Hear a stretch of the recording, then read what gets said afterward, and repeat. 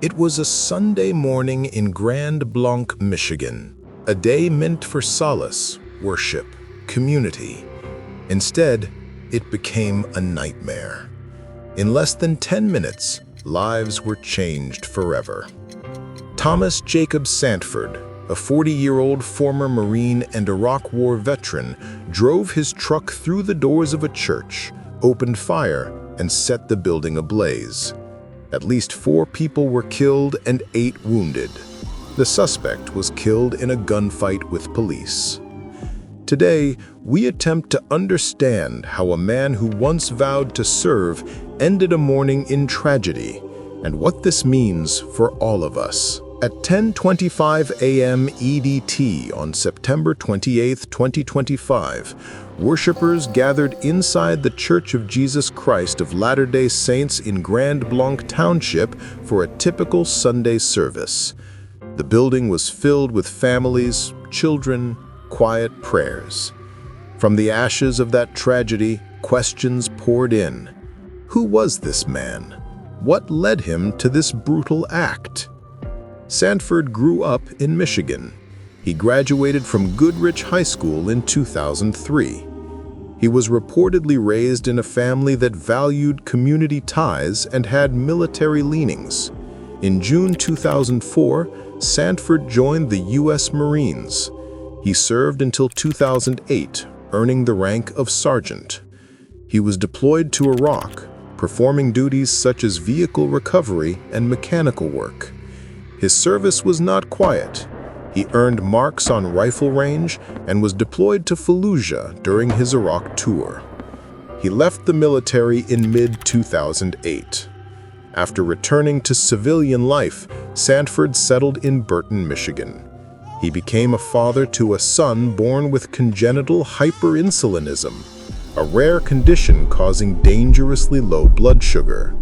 At least one GoFundMe page in 2015 sought support for his son's medical care. Neighbors described Sanford as private, a hunter, sometimes a good neighbor, but few predicted what would unfold that Sunday.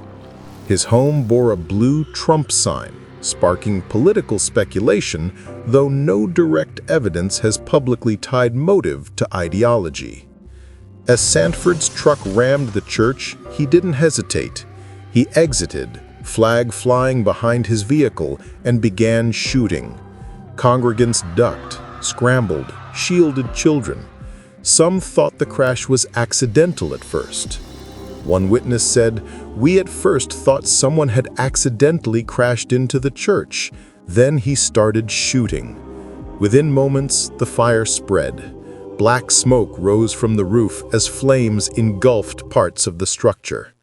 Floods of chaos followed, people running out, some injured, some trapped, some missing.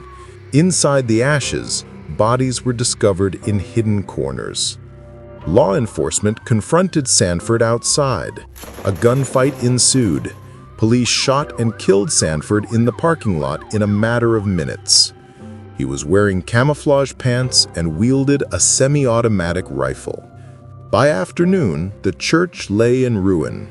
Investigators worked the scene, collecting evidence, the remains, the weapons, devices, digital data. Even now, the motive remains unknown. Authorities treat this as an act of targeted violence. Evidence gathering is underway. Explosive devices found at the scene. Gasoline used as accelerant to start fire. Sanford's home, phone, digital devices all under investigation. Political signage, a Trump sign at his house, and past petitions he signed, including efforts to repeal pandemic orders, raise speculation about ideological motive. Yet none of this has formed a confirmed motive. Investigators are cautious. Motive may be personal, ideological, mental health related, or a mix of factors. Behind the facts, the human story is heartbreaking. Families who gathered to worship now mourn. Grief-stricken congregants search for missing loved ones among the rubble.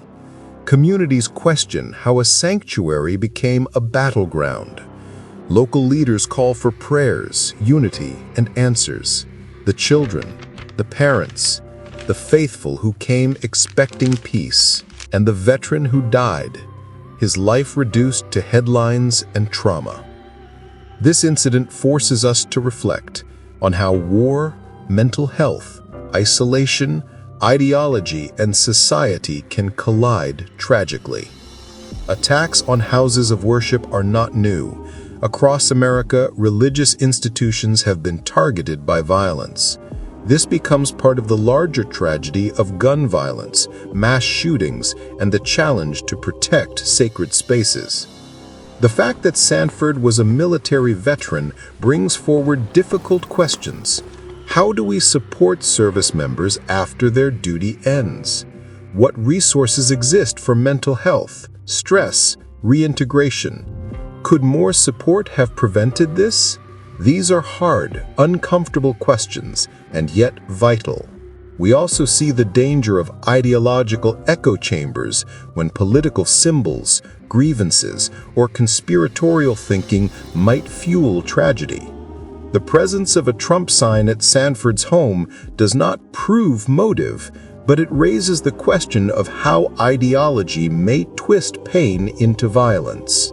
Thomas Jacob Sanford's life, his service, his family, his final act, is now part of a painful chapter in U.S. history. But in facing it, we choose not to forget. We choose to learn. We choose to heal. May we all pause, reflect, and ask, what can we do in our communities, in our hearts, so that no more sacred spaces are stained with blood?